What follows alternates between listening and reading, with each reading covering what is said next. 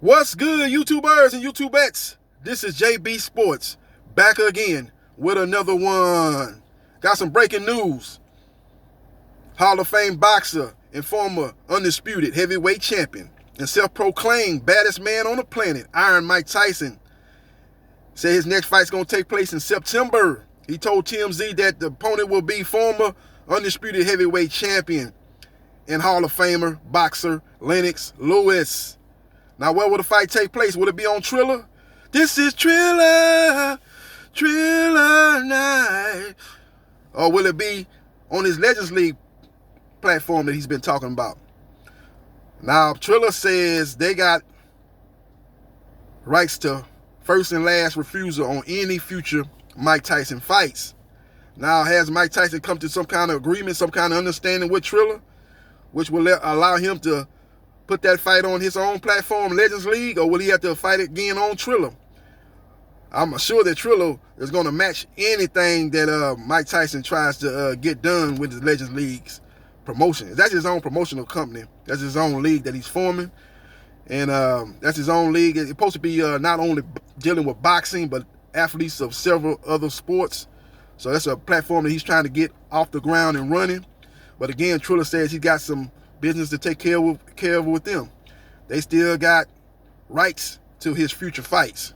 So it remains to be seen what's going to happen in that regard. But Iron Mike Tyson against Lennox Lewis, that was the golden era of boxing in the 90s. It wasn't quite the golden era of the 70s when we featured Muhammad Ali, the greatest of all time, and Smoking Joe Frazier and George Foreman out of Fifth Ward, Texas. It ain't quite on that level, but it was quite a good era with those 2-3 guys fighting. Both of those guys at one time was undisputed at the heavyweight division.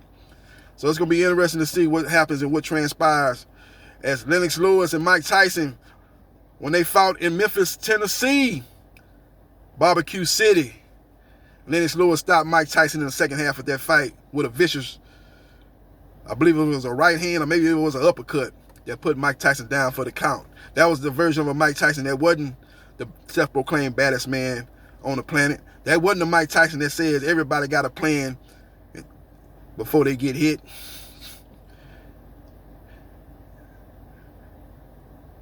It wasn't the Mike Tyson who literally wanted to punch through somebody's skull.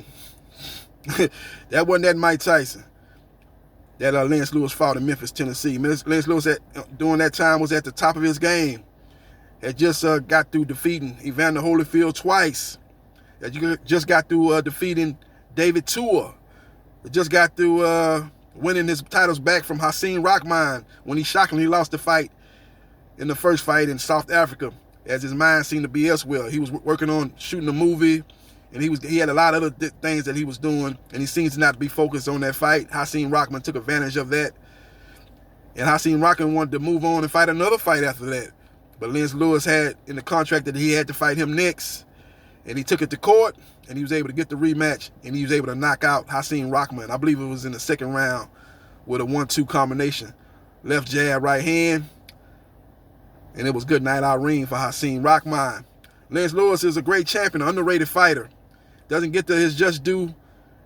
You know, he's kind of like the Larry Holmes of the 90s. Didn't get his just due because he kind of came after Mike Tyson when he was dominant, and Mike Tyson was really the most famous heavyweight and the most known heavyweight since Muhammad Ali.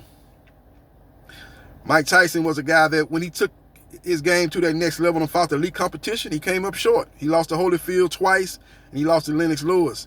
He was able to dominate the B and C level fighters. He was able to put on highlight reel knockouts when he fought the B and C level fighters. But when he stepped up in competition, he came up short. But still a great fighter and still a Hall of Fame fighter. So let's see what happens. He looked great in his last fight against Roy Jones Jr. That was an exhibition. I thought he won that fight. They gave it a draw. I guess they wanted to just be, well, a fight that, you know, veteran fighters reliving the past, getting in the square circle once again, and everybody go home with a smile on their face. Not nobody going home saying, oh, man, I lost. So they was able to make a lot of money. It was said that Mike Tyson made around $25 million for that fight. Roy Jones made in the neighborhood of $25 million for that fight also. And they both made a lot of money. It was a very successful Triller pay-per-view. Now, will this fight be on Triller pay-per-view? That remains to be seen. Or will it be a part of Mike Tyson's new Legends League as he's trying to get it up off the ground and running? But Triller says, now, we got rights to your future fights and you can't do nothing without us being involved. So let me know your thoughts about Mike Tyson versus Lennox Lewis in September, on the heels of Floyd Mayweather Jr. announcing that he's fighting June 6th against a YouTuber, Logan Paul. These veterans are coming back out because a lot of these young fighters are not fighting each other. Why is Errol Spence Jr. and Terrence Bud Crawford not fighting? Why didn't Gervonta Tank Davis fight Vasily Lomachenko? You know what I'm saying? Why didn't Anthony Joshua not fight Deontay Wilder? So these veterans are coming back and basically doing better numbers than these fighters of the current boxing era today. And that's a damn shame. They need to make these fights happen. It's a political division going on in boxing today. You got the DAZN with Matchroom Boxing doing their own thing. You got Golden Boy, who's with the Zone, doing their own thing. They on the same app and they doing their own thing separately. And you know, you got the PBC with Fox and Showtime doing their own thing, and then you got Top Rank with ESPN doing their own thing. Now, Top Rank and DAZN, Golden Boy said to be gonna do some future fights.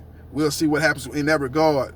But as far as DAZN, Matchroom Boxing, and the PBC and Al Heyman, they haven't put on a big fight, a big co-promotion ever. And the future seems to show that it ain't gonna be done either. So that's the problem with boxing. That's why a lot of these big fights are not getting done.